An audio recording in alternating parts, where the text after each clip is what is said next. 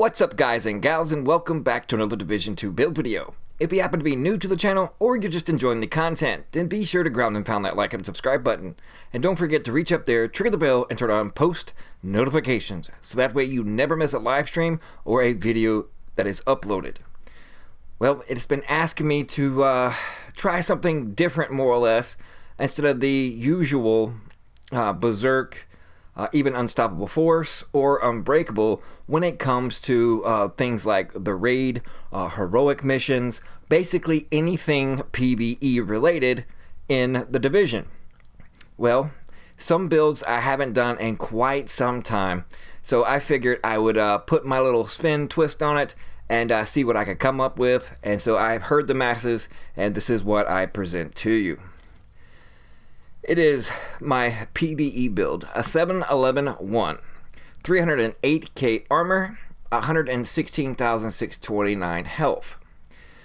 Now we're utilizing 3 pieces of Healer Guard, 1 Murakami, 1 Alps Summit, and then of course 1 Fenris A and B group knee pads. So let's hop into the gear first, then we'll go over the weapons. So let's start with the chest piece. For having all 3 Healer Guard pieces, you get 5% total armor, 20% hazard protection, and then 15% pulse skill power. Of course, we're not utilizing a pulse here. It's more or less just the best of all worlds, because as we all know, Healer Guard is one of the best brand sets in the game. It is basically almost the only single brand set that you can actually have a 6-piece Healer Guard set. Of course, you'll lose out on certain things, depending on like if you're running an LMG, an assault rifle, you know, things that are specifically designed for a particular type of weapon. But you could potentially, if you wanted to, make a 6-piece Healer Guard set, because they are so viable when it comes to the attributes on them, and of course the attribute mod slots by way of either defensive, utility, and even offensive mod slots that are in them. So that's what makes them so great. On this particular chest piece, I have 20,785 armor, 14.5% weapon damage, and then 27,021 health. And then we are utilizing Bloodsucker. Bloodsucker states that depleting an enemy's armor adds a stack of 25% bonus armor for 10 seconds. Max stack is 6, requires 11 or more defensive Legos. And the good thing about Bloodsucker is was one of my favorites. I just used it quite too much at the beginning of the game, and then kind of haven't used it in probably over a month. But the good thing about it, that you can get a stack of that 25% bonus armor and don't even have to take off the armor of an NPC with just bullets. Now that skills are very much viable now, let's say you have a Seeker, whether it be a cluster or a single, and you knock off an NPC's armor. Well, that's going to proc Bloodsucker and give you that 25% stack. And if you do have that cluster, and let's say it's a super cluster, and you knock off, you know, quite a few NPCs, let's just say 3 of all their armor, well, that will give you 75% bonus armor, because that'll be 3 stacks of 25%. Even if bullets from an assault drone takes off an NPC's armor, you get a stack. So it is very easy to, you know, get those stacks, you know, one way or another. Even with your special weapon, you take off something with armor, then you get a stack. And then in the mod slots, we have a utility, which is basically just a filler piece because of the 3% reload speed. And then of course it has 2 defensive mod slots. In the first one we have 5773 armor, 1.5% total armor, and then 2558 armor on kill. In the second one we have 5107 armor, 3% total armor, and then 1619 armor on kill. Now on to the mask. Now if you have a better damage to elites roll in your mask, then that'll reflect it in your character sheet, and then in turn against those elite or named bosses, then you'll be hitting for a lot more. But currently I have 43% damage to elites, then 11,866 health, and then of course hard hitting. So just for this mask alone, that gives me 53% damage to elites. And of course we have another utility mod slot, which is I have nothing in it. This game has been infamous as far as just randomly removing things, and sometimes they are unable to be found again. But I do have another 3% reload speed on a utility mod that I would put here. So in turn, that would give me a total of 6% reload speed just for on the chest piece, and then of course the mask. Now on to the holster. As I've always stated, the Heliguard holster is one of my favorites, just because you can have 2 defensive Lego. In this case, we have 14.5% health, and then 29,265 health. But what makes it so great is you can get health from it, and also get 2 offensive mod slots. In this case, we have 1.5% weapon damage, and then 5% assault rifle damage, for a total of 6.5% weapon damage to my assault rifle just from that one piece. In the second one, we have 1% weapon damage, 2% LMG damage, and then 5% assault rifle damage. So a total of another 6% going to my AR. That brings that total to 12.5% to my assault rifle, and then 3% to my LMG secondary. Now on to the gloves. It's Alp Summit gloves, and the only reason basically why I chose these Alp Summit gloves is because Alps Summit either comes with an offensive mod slot or a utility mod slot. So in this case, we have 10% assault rifle damage, and then plus 10% damage to elites from hard hitting, and then we get another 6.5% assault rifle damage just for this mod slot. So a total of 16.5%. Now, if I had a better value on the attribute of my assault rifle, which is like 12%, then that would be even better, and you might even have an Alp Summit pair, which is you have 12% assault rifle damage on it. But I think this had it had destructive on it, and then I opted to change destructive off and have hard hitting instead. Now, you could go with the likes of another Heliguard piece, for additional health or hazard protection, plus, assault rifle damage, devastating, and then of course the Heliguard gloves will give you a utility mod slot. So basically it's whatever you prefer, but just for all intents purposes, my favorite go-to is more or less the Alp Summit that has the offensive mod slot. And since we're not using any skills, then it's right up this build's alley. Now, if I actually was using, skills such as a pulse or, seekers and things of that nature, then of course I'd probably want to opt in for the utility mod slot on the Alp Summit gloves. Now on to the knee pads. It is the only Fenris A B group piece that I have, and for that one piece you get 10% assault rifle damage. And then on our attributes we have 11,460 armor, which is I plan on, once I get the resources, at least getting my armor value up a little bit more, and then rolling this from the Murakami, the 15,281 armor on these knee pads. But on these knee pads, hard hitting, 10% damage to elites, and then patience. Patience is after being in cover for 5 seconds, armor repairs by 5% every second. So once you're in cover, let's say you're taking damage, and then after that 5 seconds, you're getting 5% armor. And then if you're getting procs from Bloodsucker at the same time, then you can kind of see where that's going. It's going to definitely further your survivability. And then when it comes to the things such as like the raid, there are multiple stages, and on each and every stage there are, depending on your role I should say, there's going to be multiple areas and places where you're going to be taking cover and doing a lot of shooting from cover. And that's where patience comes in handy. It will actually prolong your survivability and help you put out more damage to further help your teammates out. Now on to the backpack. Now, I wish I had a better backpack because this one only has 3% weapon damage. I wish it was a lot, up to 10%, but I did not have one to fit these needs as far as, and also keep my armor up to around 300k. Now, when it comes to things like the raid, it's an ongoing debate. Some people are such OG badasses that, they want to be on social media and say, well, all they need is like 200k armor and they're good to go and they can still complete the raid. Well, if you're one of those people, then kudos to you. But if you don't have that many completions on the raid and don't want to constantly be taking dirt naps or having a siesta on the floor while your teammates, finish up that whatever stage you're on the raid, and so that way you don't become a burden to where you're always having to be picked up periodically. I mean, it's the raid, so it's going to happen, but you can limit that, just by tweaking your build to your personal playstyle, your preference, but also keeping in mind the things that you need to best be utilized with teammates in the raid. And I'm not just talking about being a burden to them, but actually, you know, furthering help. Yes, you probably could with 200k armor, but is it that really necessary?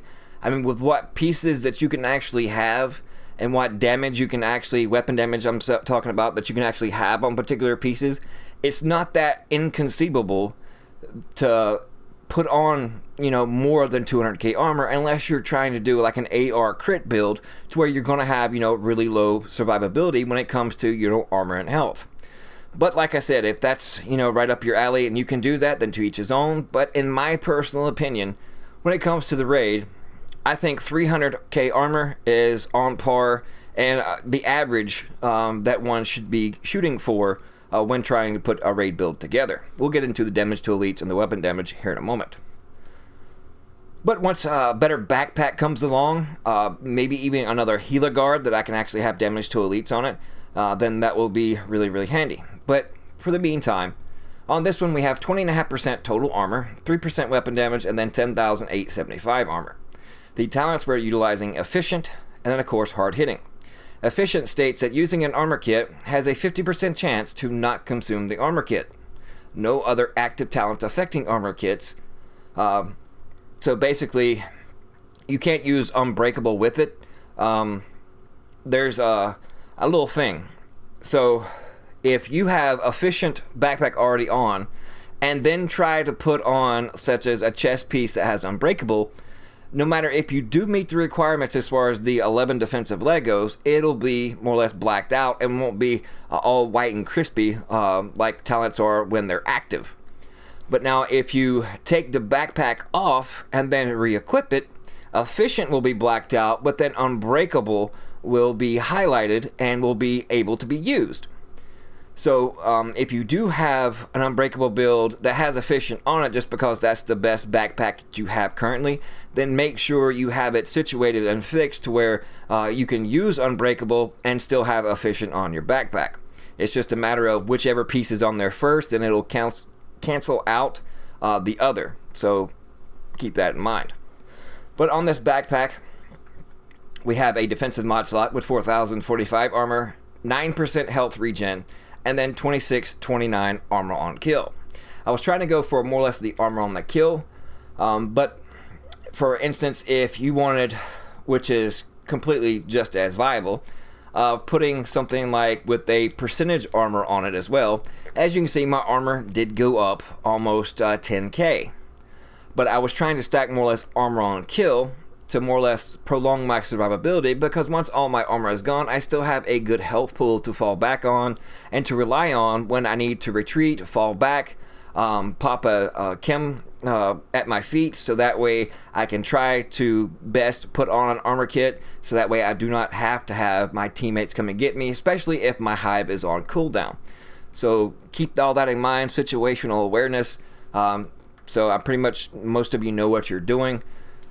But moving on, now on to the weapons.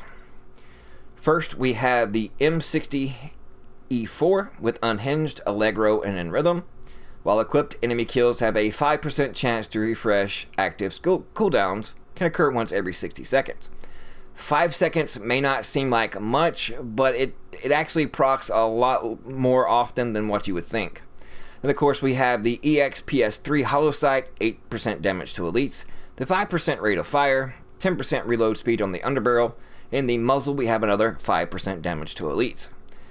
And here we go with the assault rifle. Yes, I am using the Eagle Bearer. 29.5k, and it is the best assault rifle in the game, and it should be, because in order to get it, you actually have to have it dropped for you in the raid, or somebody that gets it in the raid may already have one and be gracious enough, like they did for me, and give me mine.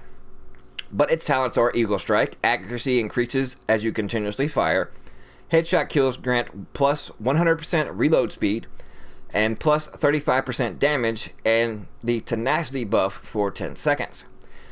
Tenacity. The strength of tenacity is increased by 1% for body shots and 5% for headshots. And what is tenacity, you ask? 20 to 80% of damage taken is delayed until the buff expires.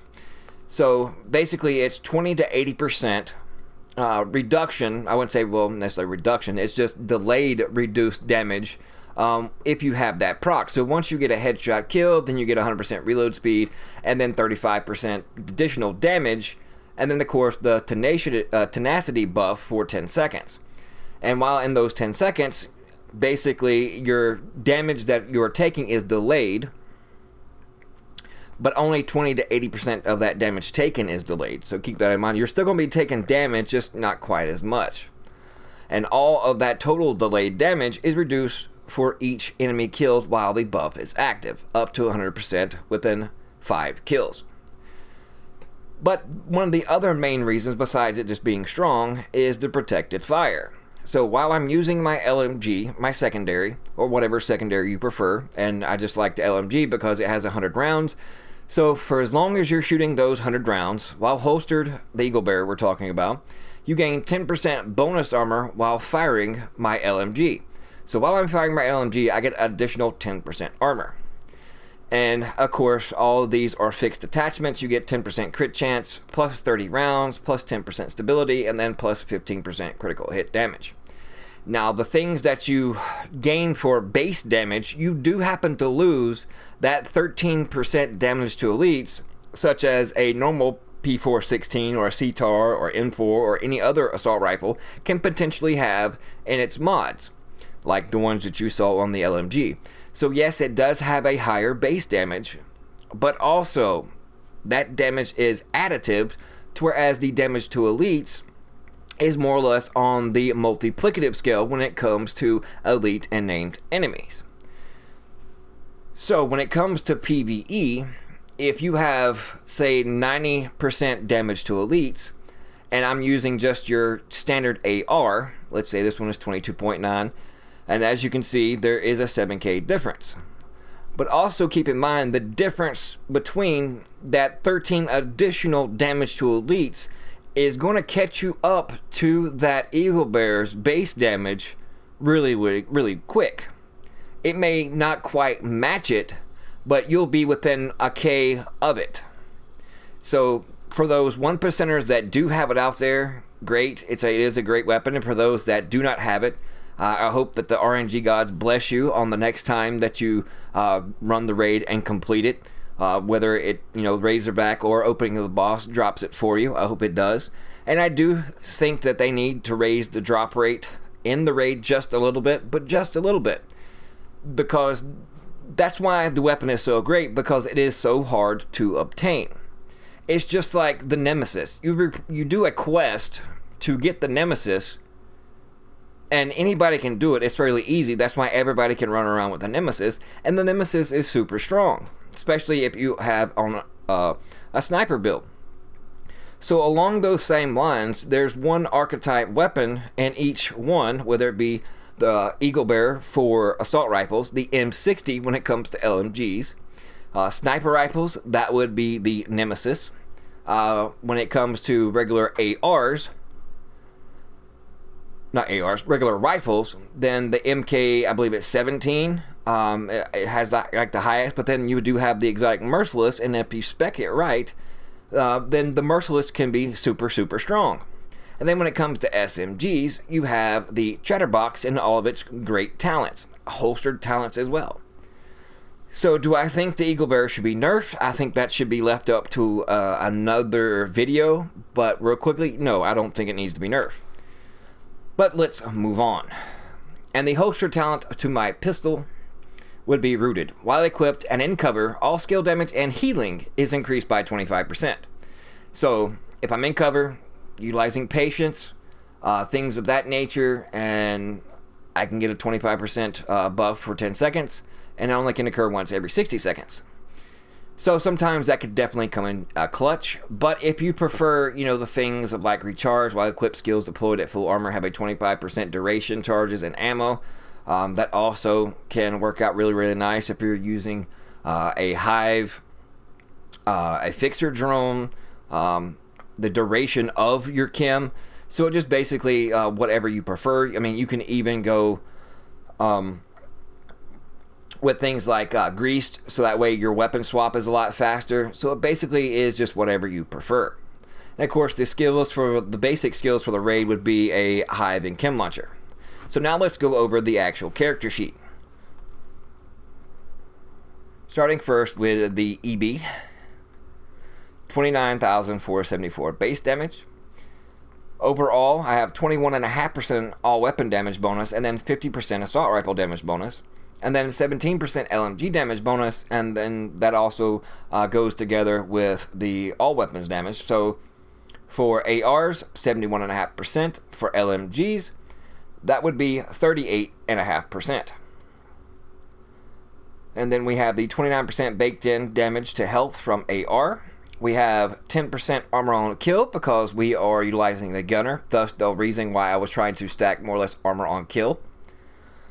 And then we have 15,884 armor regen, 116,000 max health, 58,315 health regen, and then 20% hazard protection, bleed, blind, burn, confuse, disrupt, shock, and poison. But one of the main things that I forgot to actually more or less mention, if you didn't see it, 83% damage to elites. But let's say, for instance, you're using just a regular AR, and of course the same mods that are in my LMG, and my LMG actually has 96% damage to elites. So if I'm running a regular AR, such as the P416, the CTAR, the M4, the things of that nature, then your typical normal AR is going to have 96% damage to elite. So now that we're hearing the firing range, let's hop on over here. First, we're going to change the difficulty first to a veteran, and this will be the consistency of the damage that is necessarily shown on the particular weapon. And first we'll start out with the Eagle. Now you'll notice that the damage to on the bottom right hand side of the screen is consistent when it comes to armor, and then that value will change once the armor is all the way off, just because the Eagle is actually an AR, just like all the other ARs, has the built-in 29% damage to health. So as you see, it factors in that 29% damage to health, and it jumps it up to 38. Now when it comes to LMGs, it has the out of cover damage, so that also will be taken in consideration, because typically it is at 31.5, and the damage will stay consistent throughout its armor and its health. 36. And it stayed 30 consistently throughout it. So now let's hop over to the elites. And now this will take into consideration the damage to elites, especially when it comes to armor. And then once again, you'll see that value increased by that 29% once we get into the health. So almost 54k, and then it goes almost to 70k when you're dealing damage straight to health. Now with the LMG, apologies, it goes up to 70k body shots, and then 116.9, almost 117k headshots. Well, I hope this has been informative. Hope you've enjoyed it. It's something different other than the Unstoppable Force, Unbreakable, Berserk type raid builds or heroic builds.